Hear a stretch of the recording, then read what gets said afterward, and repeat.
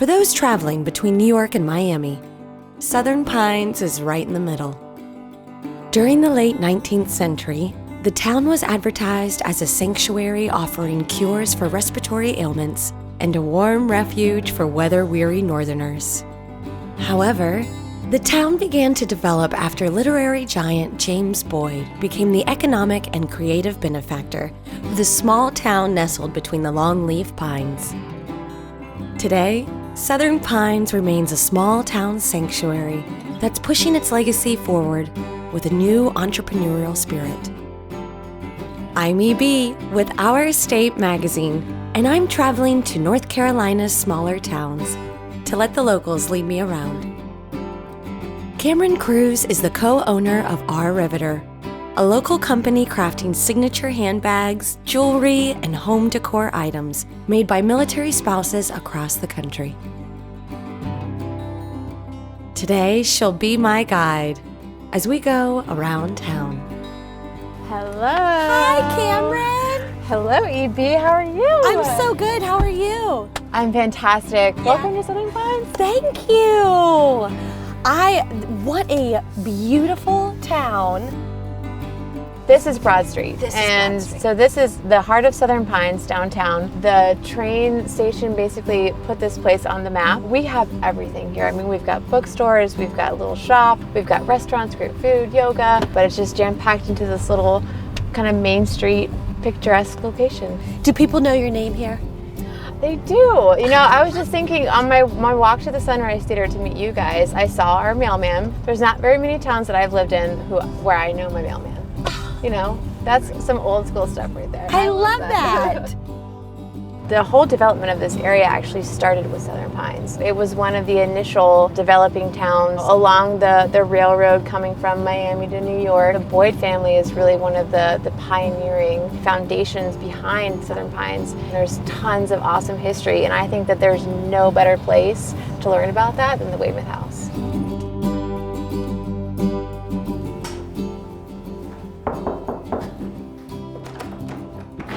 Hey. Hi. So good to see you. Good to see you, EB. EB, Catherine, Very nice and Cameron. to see you Good to see you. Yes, thank you for hosting us. You've never been on a tour here before. I've never been on an official tour. Yeah. Well, we'll do an official tour then.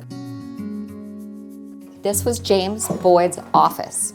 He built this, and he worked at a standing desk, but he paced as he worked. So he would walk up and down the length of this space. When this became the Literary Hall of Fame, it was Sam Reagan's dream, and that's Sam over there. He helped put together the Friends of Weymouth, which purchased the land from Sandhills Community College, where Mrs. Boyd had left it, and to create the Weymouth Center for the Arts and Humanities. James Boyd was a best-selling novelist in the 1920s. He did a lot of his research on the state and brought a lot of attention to North Carolina at that time. In doing so, he brought a lot of friends. F. Scott Fitzgerald was one of his friends who was here. Faulkner was here. His publisher, Maxwell Perkins, was here, and Paul Green was his best friend. They were here all the time, and they had a lot of fun here. Ever since the Boyds built the house in 1921 and 22, and he started writing here, we've had a constant flow of writers. What a great way, too, to just honor his legacy by bringing in other writers and giving them a place to create and write. So I'd love to show you the gardens here, because that's one of the big reasons I think a lot of the writers like to come and spend time.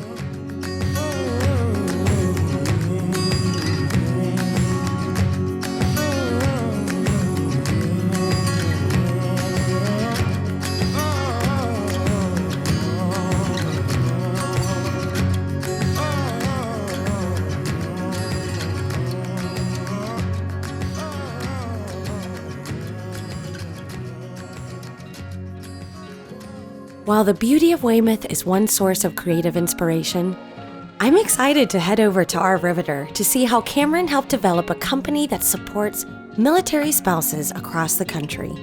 We make canvas and leather handbags to empower and support military spouses. So we make all kinds of bags, from little bags to big bags and medium bags.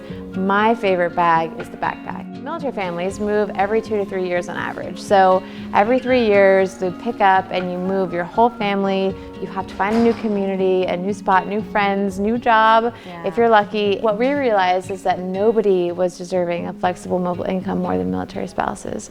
And Lisa and I, my business partner, realized that we could be the ones to start something to provide that opportunity. We started in my garage in 2011 and we've just kind of moved forward one bag at a time, one military spouse at a time ever since.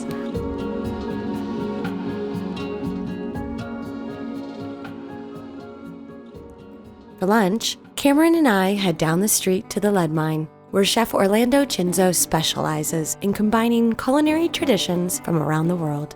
So we really found ourselves settled into this beautiful little town. We moved here from Miami. We're pretty much bringing in all of our experiences that we've had all over the country and doing exactly what we want, what we like to drink, what we like to eat here in Southern Pines. We have our crispy Brussels sprouts. This is our bulgogi bao buns. These are crab hush puppies. The shishito tartar sauce. This looks delicious. That's amazing. We have our warm skillet cookie with honey bourbon caramel sauce.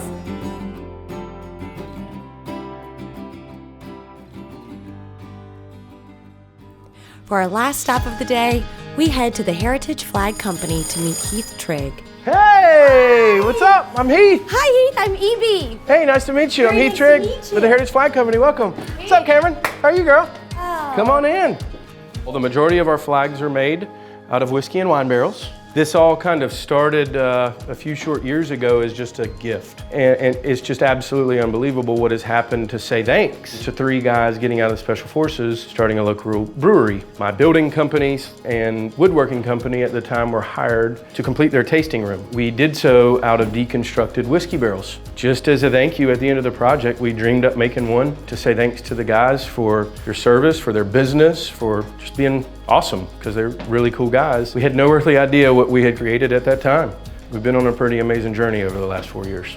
This is such an honor to see all of these flags in their final stage, but I'd love to see your process from the beginning. So this is our world headquarters, as we like to call it. This is where all heritage flags are made, at least a large amount of the processes anyway. I built this building in 2011, not for this intended purpose. It was built originally to make cabinets and furniture for my home building business. It turned into a flag factory in late 2014.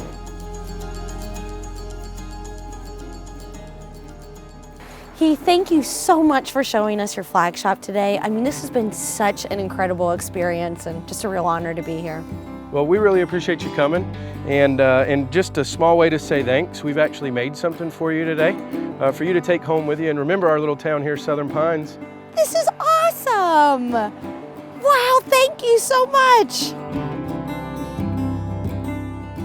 Whether you're in need of a quiet place to draft your next novel, developing your small business into a national network for military spouses, finding the fusion between your favorite foods, or honoring those who serve our country through intricate pieces of art, Southern Pines offers everyone a chance to take a deep breath, relax, and create. This has been a great day. Found